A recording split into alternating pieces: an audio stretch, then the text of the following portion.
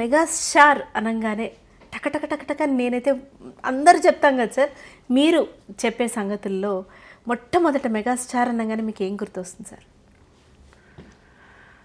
ఏమో అండి, అంటే కొన్ని అంటే చిరంజీవి అనే మనిషి నాకు సమస్తం, ఎవ్రీథింగ్.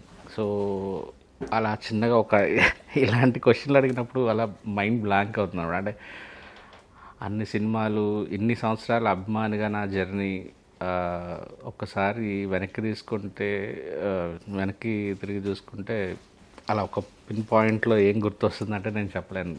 కొన్ని చెప్పండి sir. yes, everything. That's a big statement, sir. He's your everything. Of course, he's our everything. But అంటే అలా ఎలా డిఫెండ్ అంటే మీ జర్నీలో ఆయన సినిమాలు, ఆయన ఇన్స్పిరేషన్? అంటే సినిమాలు మన నెల్లూరు, సినిమాలు అనే ఒక పిచ్చి పట్టడానికి కారణం సినిమా అనే ఒక పదార్థాన్ని పరిచయం చేసింది మాకు చిరంజీవి గారే. సో నిజంగా చిరంజీవి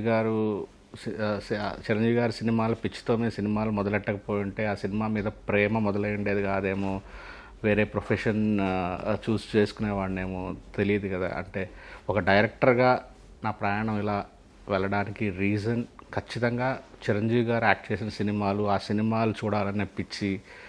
పొద్దున్నే 5 గంటలకి 6 గంటలకి ఫ్యాన్ షోలకు వెళ్ళటం, ఆడియో రిలీజ్లు, ఎవ్రీథింగ్. ఇంకా సో ఒక్కసారి వెనక్కి తిరిగి చూసుకుంటే నేను ఈరోజు ఇలా ఒక డైరెక్టర్గా ఈ స్టేటస్ ఎంజాయ్ చేస్తున్నానంటే సీడ్ పడింది ఆయన అభిమానంతో, ఆయన మీద ఉన్న అభిమానంతోనే. అంతే. Wonderful sir. మన అభిమానం అంటే ఒకవైపు చూసుకుంటే దానికి తోడు ఆయన ఇన్స్పిరేషన్గా చెప్పే సినిమాలో డైలాగ్స్ని మన రియల్ లైఫ్లో మనం అనుభవించుకుంటాం చూడండి సార్, అది ఇంకా నెక్స్ట్ లెవెల్ అని అనిపిస్తుంది నాకు. అట్లా ఒకటి అని అడగను, కానీ కొన్ని డైలాగులు అట్లా అంటే ఫర్ ఎగ్జాంపుల్ మీరు ఒక్కొక్క మెట్టు ఎక్కుతున్నటువంటి రోజులు, లేకపోతే ఇండస్ట్రీలోనే టు క్రియేట్ యువర్ మార్క్ మీరు కష్టపడుతున్నట్టు రోజులు, స్ట్రగ్లింగ్ డేస్ అంటాం కదా, అప్పుడు మన మెగాస్టార్ గారు ఏ సినిమాలో చెప్పిన ఏ డైలాగ్స్, లేకపోతే ఏ సినిమాల్లో ఆయన పాత్రలు మిమ్మల్ని ఇన్స్పైర్ చేశాయి? పాత్రలు అయితే చాలా ఉంటాయండి.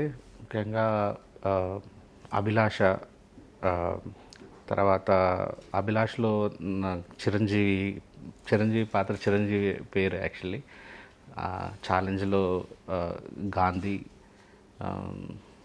ఘరానామగుడిలో రాజు, ఇట్లా సూర్యం, రుద్రవీణ, ఇలా చాలా పాత్రలు అలా బ్రెయిన్లో ఉండిపోయాయి.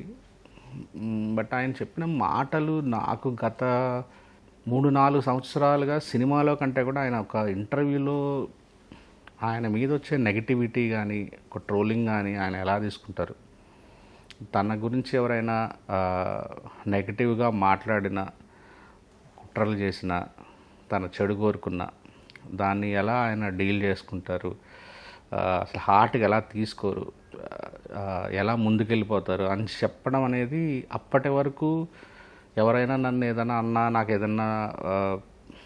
ఏదైనా చేస్తున్నారని తెలిసిన ఒక ఆవేశంతో ఊగిపోయే మనసుతో నుంచి చిన్నగా గత 2-3 సంవత్సరాల నుంచి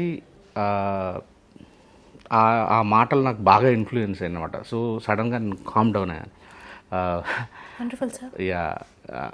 ఊరికే ఆవేశపడ్డం కాదు, అవతల పర్స్పెక్టివ్ ఆలోచించడం, దానివల్ల నేను ఆవేశంగా రియాక్ట్ అవ్వడం వల్ల నాకు జరిగే ఉపయోగం ఏంటి, నష్టం తప్ప, నా మనశ్శాంతి నేను కోల్పోవడం తప్ప ఏ యూజ్ లేదు అనేది ఆయన ఇచ్చిన ఇంటర్వ్యూలో బాగా ఈ మధ్య 2-3 సార్లు ఆయన గట్టిగా అది చెప్పాడు, నెగిటివిటీ ఎలా హ్యాండిల్ చేయాలనేది.